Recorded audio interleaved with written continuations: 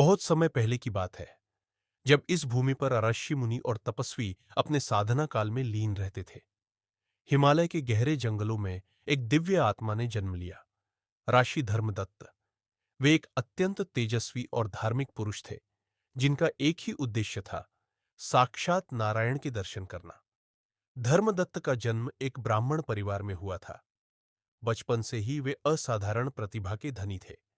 वेदों और शास्त्रों में उनकी गहरी रुचि थी और उन्होंने कम उम्र में ही योग और ध्यान की विधाओं में निपुणता प्राप्त कर ली थी।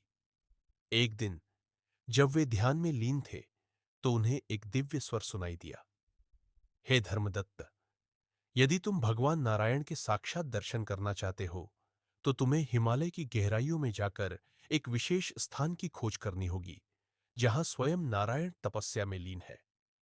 धर्मदत्त ने अपनी आंखें खोली, परंतु वहां कोई नहीं था। यह कैसा अद्भुत संकेत था! वे समझ गए कि यह कोई साधारण स्वप्न नहीं था, बल्कि स्वयं भगवान ने उन्हें मार्ग दिखाया था। धर्मदत्त ने बिना समय गंवाए हिमालय की यात्रा आरंभ कर दी। उन्होंने कई वर्षों तक नदियों, जंगलों और पहाड़ों में भटकते हुए साधना की। उनकी तपस्या इतनी कठिन थी कि वे कभी-कभी दिनों तक बिना अन्न जल के रहते।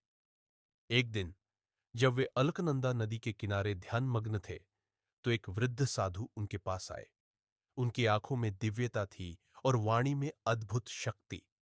वत्स, तुम यहां किस उद्देश्य से आए हो? धर्मदत्त ने उन्हें अपने स्वप्न और भगवान विष्णु के दर्शन की इच्छा के बारे में बताया। साधु ने मुस्कुराते हुए कहा, यदि तुम्हें बद्रीनाथ की खोज करनी है, तो पहले तुम्हें अपने भीतर की अग्नि को शांत करना होगा। यह स्थान केवल उन्हीं को मिलता है जो अपने अहंकार और सांसारिक मोह को त्याग देते हैं। धर्मदत्त ने साधु के चरणों में सिर झुका दिया और संकल्प लिया कि वे अपनी समस्त इच्छाओं को त्याग देंगे और केवल भगवान की खोज में लीन रहेंगे। अनेक वर्षों की कठिन साधना के बाद धर्मदत्त को एक गुफा मिली, जो घने जंगलों और बर्फीली चोटियों के बीच छिपी थी। जैसे ही उन्होंने गुफा में प्रवेश किया, उन्हें एक अनोखी दिव्य शक्ति का अनुभव हुआ। गुफा के भीतर एक शिला पर एक मूर्ति रखी हुई थी, जो भगवान विष्णु की प्रतिमा जैसी प्रतीत हो रही थी।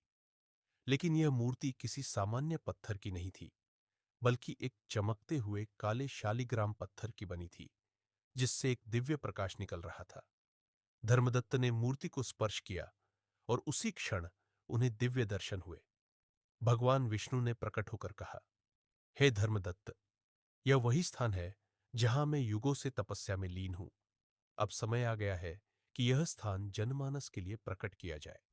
तुम इस स्थान को बद्रीनाथ के रूप में स्थापित करो, जिससे समस्त संसार को मोक्ष प्राप्त हो। भगवान के आदेशानुसार धर्मदत्त ने वहां एक मंदिर बनाने का निश्चय किया, लेकिन यह इतना आसान नहीं था।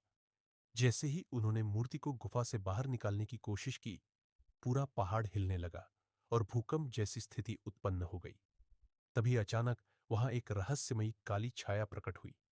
यह कोई और नहीं बल्कि राक्षस कालकेतु था, जो वर्षों से इस पवित्र भूमि की रक्षा कर रहा था। मूर्ख मानव, यह स्थान केवल मेरे लिए है। यदि तुमने इसे छूने की हिम्मत की, तो मैं तुम्हें समाप्त कर दूंगा। धर्मदत्त ने बिना भयभीत हुए उत्तर दिया, यह स्थान भगवान विष्णु का है और इसे अब पूरी मानव जाति के लिए प्रकट किया जाएगा। यदि तुम्हें रोकना है, तो पहले मुझसे युद्ध करना होगा। एक भीषण युद्ध हुआ। धर्मदत्त ने अपनी आध्यात्मिक शक्ति से कालकेतु को परास्त कर दिया और वह देखते ही देखते अदृश्य हो गया। अब बिना किसी बाधा के धर्मदत्त ने वहां एक भव्य मंदिर का निर्माण किया और स्वयं भगवान विष्णु की मूर्ति को प्रतिष्ठित किया। जब मूर्ति स्थापित हुई, तो अचानक चारों ओर प्रकाश फैल गया और हिमालय की चोटियों से देवताओं के स्वर सुनाई देने लगे। स्वयं नारद मुनि वहां प्रकट हुए और बोले, हे धर्मदत्त, तुम्हारी भक्ति और तपस्या से प्रसन्न होकर भगवान विष्णु ने स्वयं इस स्थान को अपना धाम बना लिया है। अब यह बद्रीनाथ धाम के नाम से जाना जाएगा और कलयुग में यह समस्त मानव जाति के लिए मोक्ष का द्वार होगा। धर्मदत्त ने प्रसन्नता से भगवान विष्णु की आरती की और उसी दिन से यह स्थान समस्त मानव जाति के लिए एक तीर्थ स्थल बन गया।